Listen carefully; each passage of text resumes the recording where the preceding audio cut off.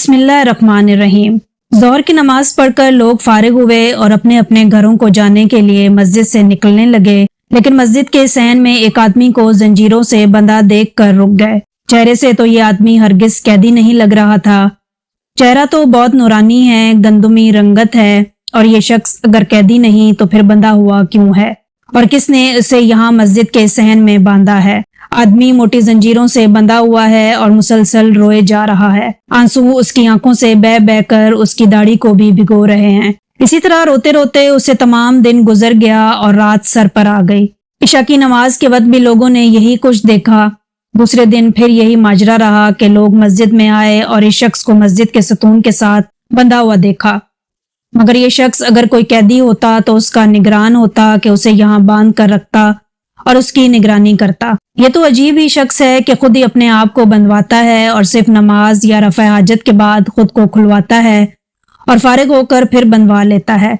ना कुछ खाता है और ना ही पीता है और ना ही किसी से कुछ बात करता है।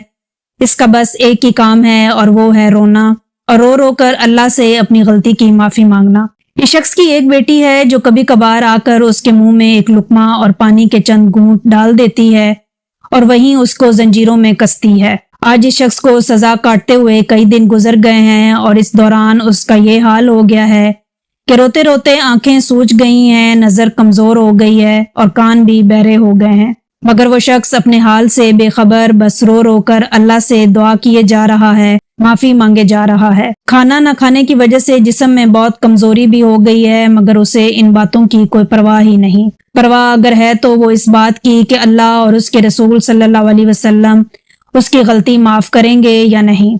शाम ढल चुकी है, लोग मगरिब के बाद घरों को लौट चुके हैं और दुकानदार भी अपनी दुकानें बंद कर चुके हैं। कुछ देर बाद इशा की अजान लोगों को मस्जिद की तरफ बुलाती है और लोग मस्जिद में जमा होना शुरू होते हैं। ये शख्स भी अपनी जंजीरें खुलवाता है और वजू करके सफ में खड़ा हो जाता है। इमाम साहब ने तकबीर कही और सूरह फातिहा की तिलावत शुरू की। उसके साथ ही इस शख्स के आंसू एक बार फिर मोतियों की तरह जमीन पर टूट टूट कर गिरने लगते हैं। बस इसी हाल में तमाम नमाज अदा होती है और ये शख्स वापस अपनी जगह पर आकर खुद को बंधवा लेता है। आज दिल में बहुत बेचैनी है और इसी वजह से सुबह से कुछ नहीं खाया और ना कुछ पिया है। लोग तो अपने घरों में सुकून की नींद सो रहे हैं, मगर इस शख्स की आंखों से नींद गायब है। और नींद आए भी कैसे? रात का खासी वक्त गुजर चुका है, तहज्जुद की नमाज अदा कर चुके हैं और फजर होने में भी कुछ वक्त बाकी है, जब एक अजीब वाकया हुआ और इस शख्स के गैर मामूली शोहरत का सबब बन गया। वो ये कि फजर की अजान से कुछ देर पहले मस्जिद नबवी के साथ वाले हुजरे से आवाज आती है, अबुल बाबा मुबारक हो, तुम्हारी तौबा कबूल हो गई। मगर अबुल बाबा होश में हों तो ये आवाज सुने, मगर वो तो कमजोरी की वजह से बेहोश हो चुके हैं। सुना तो उन लोगों ने जो या तो तहज्जुद अदा कर रहे थे या नमाज फजर की तैयारी कर रहे थे, और उसके साथ ही ये खबर सारे शहर में फैल गई और लोगों का हजूम अबुल बाबा को मुबारकबाद देने के लिए मस्जिद में पहुंच गया। उस वक्त अबुल बाबा को भी होश आ चुका था और लोगों ने चाहा कि अबुल बाबा को जंजीरों से आज़ाद करें, मगर ये क्या हुआ कि अबुल बाबा ने कुछ कहकर लोगों को अपनी जंजीरें खोलने से मना कर दिया। अब लोग बेकरारी से मस्जिद के दरवाजे की तरफ देख रहे हैं। गालिबन किसी शख्स का इंतजार है। कुछ ही देर के बाद लोगों का इंतजार खत्म हो जाता है। बेकरारी की जगह उनके चेहरे खुशी से दमकने लगते हैं जब सामने मस्जिद के दरवाजे से प्यारे नबी सल्लल्लाहु अलैहि वसल्लम नमाज फजर की अदायगी के लिए दाखिल होते हैं और आगे बढ़कर अबुल बाबा रजी अल्लाह ताला अन्हु की जंजीरें अपने दस्ते मुबारक से खोलते हैं और अबुल बाबा रजी अल्लाह ताला अन्हु खुशी से प्यारे नबी सल्लल्लाहु अलैहि वसल्लम के मुबारक कदमों से लिपट जाते हैं। ये नेक सीरत सहाबी ये रसूल जिन्होंने अपनी गलती की ये सज़ा खुद ही तजवीज़ की और खुद ही सज़ा काटी, और जिन्हें अल्लाह ताला ने सूरह तौबा में माफ़ी की खुशखबरी दी और जिन्हें प्यारे नबी सल्लल्लाहु अलैहि वसल्लम ने अपने दस्ते मुबारक से आज़ाद किया, हज़रत रफ़ा बिन अब्दुल मंजर अंसारी हैं, जो तारीख में अपनी कुनियत अबुल बाबा से मशहूर हैं।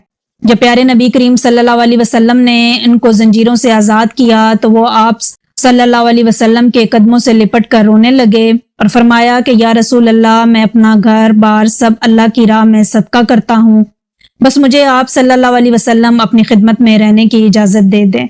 सिर्फ माल का तिहाई हिस्सा सदका करो। तो आप रज़ी अल्लाह ताला अन्हु ने इस फरमान के मुताबिक अमल किया।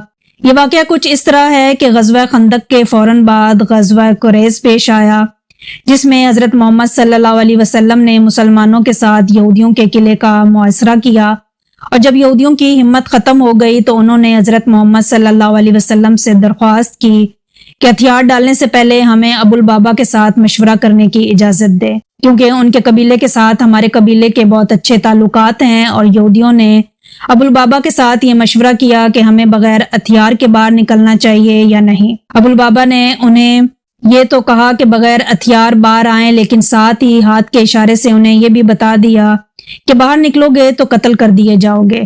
اس کے فوراً بعد ہی انہیں یہ بھی احساس ہو گیا کہ انہوں نے یہ راز بتا کر اللہ اور اس کے رسول صلی اللہ علیہ وسلم کی امانت میں خیانت کی ہے، اس لیے یہودیوں کے پاس سے آنے کے بعد آپ کو پیارے نبی صلی اللہ علیہ وسلم کے پاس جانے کی ہمت ہی نہیں ہوئی، اور سیدھے مسجد نبوی صلی اللہ علیہ وسلم پہنچ کر اپنے آپ کو ایک ستون سے باندھ دیا۔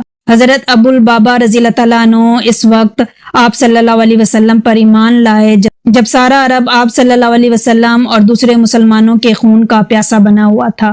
اس زمانے میں اپنا مال و اسباب حضرت ابو البابا نے مسلمانوں کی خدمت میں دیا۔ جب ہجرت کے بعد پیارے نبی صلی اللہ علیہ وسلم تشریف لائے تو حضرت ابو البابا نے دوسرے لوگوں کے ساتھ مل کر آپ صلی اللہ علیہ وسلم کا پرجوش استقبال کیا، اتنے خلوص اور اثار کے ساتھ پیارے نبی صلی اللہ علیہ وسلم اور مہاجرین کی مدد کی کہ جلد ہی آپ کے خاص لوگوں میں شامل ہو گئے۔ غزوہ بدر کے موقع پر آپ صلی اللہ علیہ وسلم نے آپ کو مدینے میں اپنی جگہ فرائض ادا کرنے کے لیے منتخب کیا اور غزوہ بدر کے مہاجرین میں آپ کو شامل کیا۔ اس طرح غزوہ احد، غزوہ احزاب، خیبر اور دوسرے غزوات میں بھی حضرت ابو البابا رضی اللہ تعالیٰ عنہ آپ صلی اللہ علیہ وسلم کے ساتھ ساتھ تھے۔ حضرت ابو البابا رضی اللہ تعالیٰ عنہ کو بیعت رضوان میں بھی شریک ہونے کی سعادت حاصل ہوئی۔ آپ صلی اللہ علیہ وسلم کے وصال کے بعد کچھ عرصہ حیات رہے اور حضرت علی رضی اللہ تعالیٰ عنہ کے دور خلافت میں وفات پائی، مگر پیارے نبی کریم صلی اللہ علیہ وسلم کے بعد اپنا سارا وقت خاموشی کے ساتھ ذکر الہی میں گزرا۔ احادیث بیان کرنے میں بہت احتیاط سے کام لیتے تھے کہ کہیں کوئی لفظ زبان سے غلط نہ نکل جائے، اس لیے ان کی بیان کی ہوئی احادیث کی تعداد بہت کم ہے، مگر آپ صلی اللہ علیہ وسلم کے قول و فعل پر عمل کرنے کے دل و جان سے کوشش کرتے، اس لیے آپ رضی اللہ تعالیٰ عنہ اعلیٰ اخلاق کے مالک تھے۔ اللہ تعالیٰ ہم سب کو قلب سلیم عطا فرمائے اور قرآن اور حدیث میں چلنے کی توفیق عطا فرمائے، آمین۔ اگر آپ کو ہماری ویڈیو پسند آئی ہو تو ہمارے چینل کو سبسکرائب کریں۔ ملتے ہیں نیکسٹ ویڈیو میں، تب تک کے لیے مجھے دیں اجازت، اللہ حافظ۔